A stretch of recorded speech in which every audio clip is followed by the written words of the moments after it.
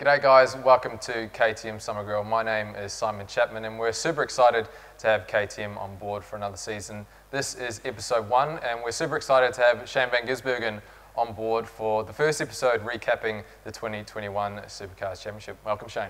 Thanks for having me.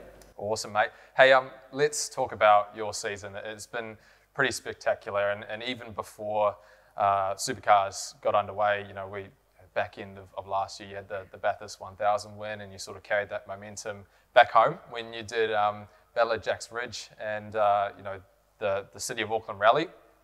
And then obviously starting this year with Castrol Toyota Racing Series, run us through that weekend because that was spectacular from start to finish. Yeah, as you say, it's been a pretty awesome year. So yeah, the TRS stuff was unexpected to go that well. It was pretty cool to go and race again there. You know, they were struggling to get European entries, so they opened it up for everyone, and there was a lot of young talent, but also some of the older guys, and like myself, Dan Gaunt and Murphy, and you know, we went back and raced and had a whole bunch of fun, but certainly didn't expect to go that well. But yeah, it was really cool, and starting from pit lane after my stuff up with the fire extinguisher to come through and win like that was an awesome weekend. It's funny how you know, like of all the things to happen with COVID, you know. If COVID hadn't happened, that probably wouldn't have played out the way it did that whole period, really, wouldn't it? Yeah, and it was an awesome weekend, like to have the atmosphere there. Like, unfortunately, we haven't been able to race there for a couple of years in supercars, but to see Hampton pretty full on the front straight, so many people there, and it was awesome to finally race there again. Yeah. What was it like doing a burnout on one of those TRS cars? Yeah, I'm just happy it did it. I didn't know if it would have enough grunt, so I sort of cheated with the grass to start it, and then it worked. But yeah, it's pretty cool to do it. For sure. And I guess off the back of that, you know, there was a lot of chat, I guess in the lead up to the start of the 2021 Supercar season that, you know, you had all this momentum, you're the guy that was in form, and there didn't seem to be much that would stop you. And I guess once we got to Bathurst, you know, it was just sort of the status quo, wasn't it? You went on a fantastic streak of, I think it was 6 race wins in a row, Bathurst, Sandown and Simmons Plain, and in amongst all of that, you did yourself a mischief as well and came off your mountain bike. Talk us through that, like what happened? With the crash? Yeah. Oh, it was just a silly little jump and landed funny on a rock, and the bike sort of spat one way and I kept going and landed on my shoulder. So I thought I was just winded. I was laying on the ground and I was with Stephen Johnson and his son Jet.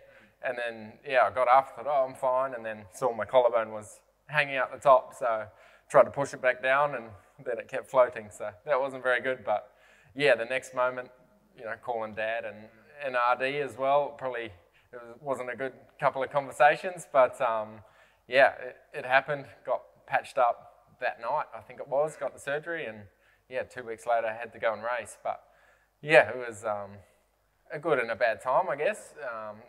Never good to get injured, but learnt a lot about myself, I guess, and how much racing means to me. And I did everything I could to get racing again, and then, you know, pushing hard through something like that. I've never really had to do it before, so it was cool. Yeah, what was sort of going through your mind at that time? You know, I guess because I don't think you've ever had an injury sort of on that level before, have you? I broke my hip once on a motorbike about 2 weeks before one of the Formula Ford races, and did that race on crutches as well, but yeah, 2006 or something. Yeah, but that's not supercars, is it? Oh, it still means a lot. Yeah. Formula Ford, I was trying to win that championship, but you know, it was tough trying to get ready, and even when I drove that Tuesday in the production car, I couldn't turn right properly with my left arm. I couldn't lift my arm up high enough. So, but it's amazing. Like I didn't know I had broken ribs. I was very sore there and bruised, but did the race and struggled with core strength. And you know, your brain is your most powerful tool. Like I found on the Tuesday I had broken ribs, 3 broken ribs, and then all of a sudden my ribs start hurting. But if you don't know about something, you can sort of push through it, and yeah, it's amazing how your brain works. I think probably the most spectacular, I guess, event in all of this year was Sandown, right? It felt like that was just one of those race meetings where you just had to take yourself to another level to, I guess, get that result. Like it was just incredible, I guess, the circumstances when you rolled out for qualifying, and I think you were 17th at the end of that, and a lot of people were going, oh gosh, like he must have been you're in a lot of pain, and then obviously to come through the field in that fashion, that must have been just an incredible feeling after everything that you went through. Yeah, it's pretty awesome to look back at that weekend now, and when you see my interviews and stuff, like you can tell I'm not quite right, and my eyes look a bit funny, but I remember in the race just being clear and just being able to push flat out, and I knew I had a good car after qualifying, but certainly didn't expect to come back and win that one. Yep. On the whole, you look at your championship season, and by and large, it's been pretty perfect.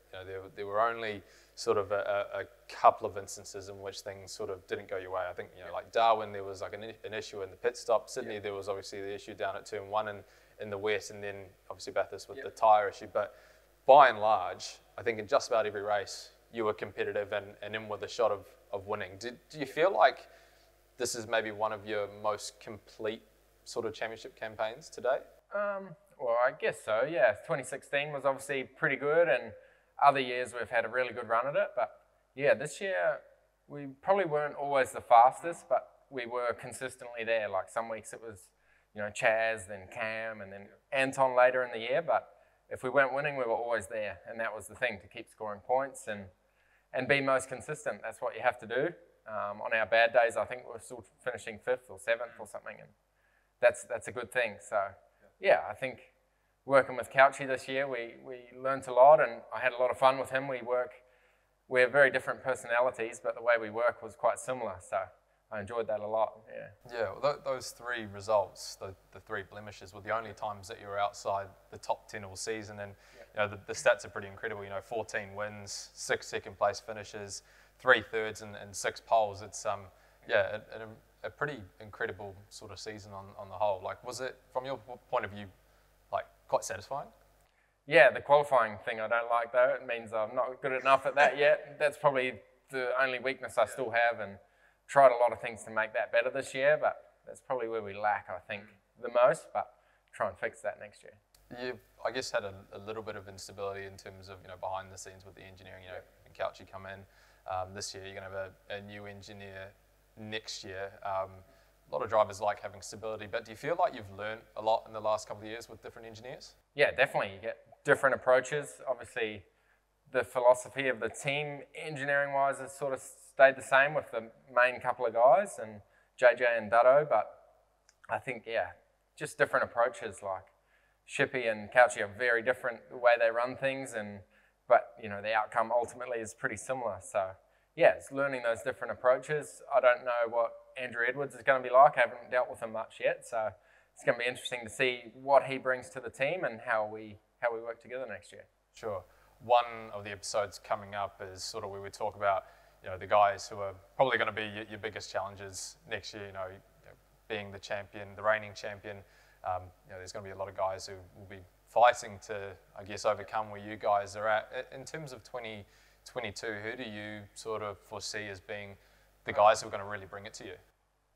Oh, you could have a list of 6 to 8 guys. There was a few guys this year who were meant to do it and they ended up nowhere. But I can see, there's going to be so many guys with the potential to do it. But whether it happens or how it's going to happen, I don't know.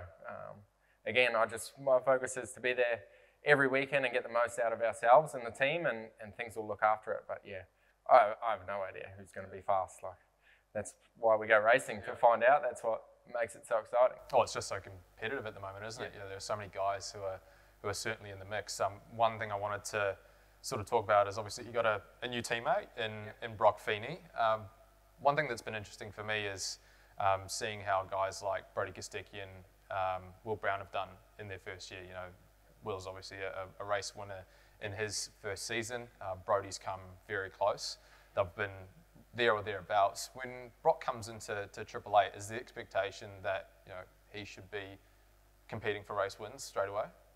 Yeah, at least in the first season, I think with the grounding that these guys get here at Norwell and also in Super 2, like, it's so competitive now, and the cars are so well refined, and the DVS cars that they're driving are pretty similar to what we run now. So yeah, Brock should be able to jump in, and he's got no reason why he shouldn't be winning to start with. There might be some tracks he hasn't been to, and we have to get used to pit stops and longer races and stuff like that. But yeah, he's got every tool that he needs and all the skills that he needs. All the people he's got around him that I've met, his family and friends, they're all great people. You know, he's a well-grounded kid, and it's going to be interesting to see how he performs. But it's the first time I've ever had a teammate that's younger than me, so it's going to be interesting to see how it works. Yeah, for sure. What are you sort of expecting from him? Is it regular top fives, do you think? Oh, I have no idea. I don't want to put a number on it, but as I said, he's got all the tools there and he seems to be fully focused. So I'm sure in time, by the end of the season, he'll be up the front. And he'll be working, obviously, with Martin Short, who you worked closely with for a few years as well. Yeah. He's our reserve driver, I guess. Yeah, he's awesome. It's been great to see him come through the ranks and come from data engineer to a junior engineer now into the main team. So he's a really smart young guy, and it's great having someone who's raced at a pretty high level too and won. So him understanding how a car should be driven and all the dynamics of it, it's pretty cool to have him on board. For sure. I guess that's one part of the scenario. We've talked about Andrew Edwards as well. We've got, I guess, the big one that we haven't spoken about is, Jamie Whincup stepping into the team principal role and Roland Dane taking a step back. I don't know if you've been into the workshop lately at all, but do you already sort of feel like that Roland's gone and that Jamie's sort of taking over a little bit, or what's sort of the dynamic in the team like at the moment? I was in there last week. Jamie's still on holiday, so I'm not sure. But there's no boss at the moment. No, but that desk is empty waiting for him to move in. So yeah. I don't think there'll be massive immediate changes, but it's going to be interesting to see how Jamie is. At the end of last year, he was still fiercely a competitor and a driver for himself, and how he switches his brain into being a team person. And outside of the car, he's very calm and calculated with everything he does. And we saw at the end of last year, he's still got that switch where he can be the other way around. But I think he'll be very good as a team person and help us guide our way through things. Have you seen him working quite closely, I guess, maybe less in a driver capacity and more so in, I guess, the management side of things, sort of trying to learn the ropes? Or? Not really. I guess I just see the driving side of things, how he gets his group of guys around him, his engineers, mechanics, and how methodical he is with all the data and preparation and video. It's very impressive, and I've learned a lot from him the last few years. So, I think he'll be good. How much does that experience as a driver help when you go into a position like that, do you think? No idea. Yeah, I've never really. Yeah, it's going to be a huge change for him, and I don't know. It's probably not something I'd be interested in doing. Yeah, it's sort of uncharted waters for the team. It's a massive shake-up for Triple Eight in 2022. Away from supercars, driving aspiration-wise, have you got anything on the radar coming up that you're looking forward to? Well, I think it's still probably too risky to go overseas again. So, unfortunately, but I'd love to do more rally. I'm going to try do some here in Australia and hopefully New Zealand again. I was, fish out of water doing it. I was quite good at the rally sprint, but in the rally, with the pace notes and stuff, it's next level. But I loved it and want to try get better at it. So I'll hopefully do some more of that next year, but we'll see what we can do. Yep, and in the meantime, I think we've got a KTM motorcycle here that you've been spending a bit of time on out in the outback a little bit. I had been keeping that a little bit quiet from the bosses, but I've been back on a dirt bike again and just taking it easy. But stuck in Queensland, and it's not a bad place to be stuck. But love my dirt bikes and starting to ride again and have some fun. Yeah, fantastic, awesome. Really appreciate your time, Shane, coming on board for KTM Summer Grill. That was episode 1. We've got plenty more coming up. Stay tuned to speedcafe.com.